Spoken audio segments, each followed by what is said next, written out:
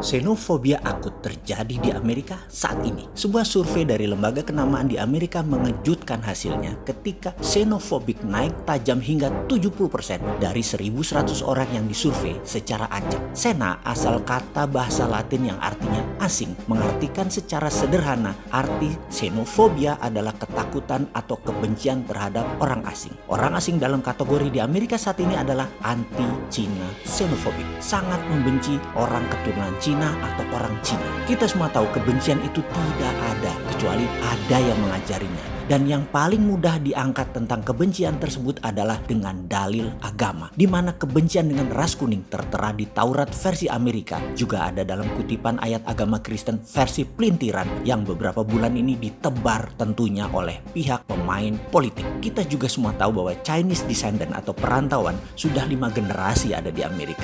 Sejak Gold Rush di sisi barat Amerika di sekitar tahun 1849, tenaga kerja asal Tiongkok sudah menetap di Amerika. Mereka disebut ABC, American Born Chinese. Urusan corona merembak pertama di Cina dan disebar keluar ke Amerika, diklaim pihak Trump sebagai Wuhan flu adalah pendiskreditan dan pencitraan negatif atas Cina yang pastinya membawa terciptanya kebencian atas orang Cina di Amerika. Padahal saat ini tidak ada turis dari Cina di Amerika. Yang ada keturunan Cina yang telah menjadi warga Amerika yang saat ini menjadi sasaran kemarahan banyak warga karena 4 juta orang terpapar COVID, penyebabnya dituduh orang-orang Tiongkok. Secara politik Amerika bagaimana? Dan sekali lagi kita angkat dari sisi luar negeri baru kita membahas ke dalam negeri Indonesia, di mana kebijakan luar negeri Indonesia akan ditantang dan kebijakan dalam negeri tepatkah mengantisipasinya? Biden, lawannya Trump di Pilpres kali ini menjadi bingung. Minggu lalu dia mengangkat tema anti-Cina xenofobia ini dan dia berpihak ke mayoritas, mendukung suara terbanyak anti-Cina. Namun gerakan sederhana pihak Tiongkok mengancam sisi Biden. Konsulat Houston meninggalkan dokumen yang dalam tanda petik belum terbakar akan adanya ballot letter yang sudah terisi suaranya yang diberikan kesan ini adalah dukungan terhadap partainya Biden. Biden mendadak menjadi jiper, mendadak menjadi ciut nyalinya. Dan minggu ini ketika ditanya wartawan, Biden menjawab diplomatis, mengambang. Yang dapat diartikan dia takut bersuara karena memang ada udang di balik rempeyek. Biden punya kartu truf yang jelek citranya di tangan Cina. Cina bisa buka setiap saat hal ini. Dari sisi Trump ini menambah amunisi dia. Kita semua tahu Trump tega untuk membelah bangsa Amerika demi jabatan. Jualan yang menekan minoritas itu sering dia lakukan. Xenofobia adalah ciptaan tim kampanyenya dan itu diulang-ulang dilakukannya dengan ciri khasnya yaitu Wuhan flu. Penyebab resesi Amerika adalah Tiongkok. Penyebab banyaknya kematian di Amerika karena COVID adalah Tiongkok penyebabnya. Penyebab pengangguran meningkat di Amerika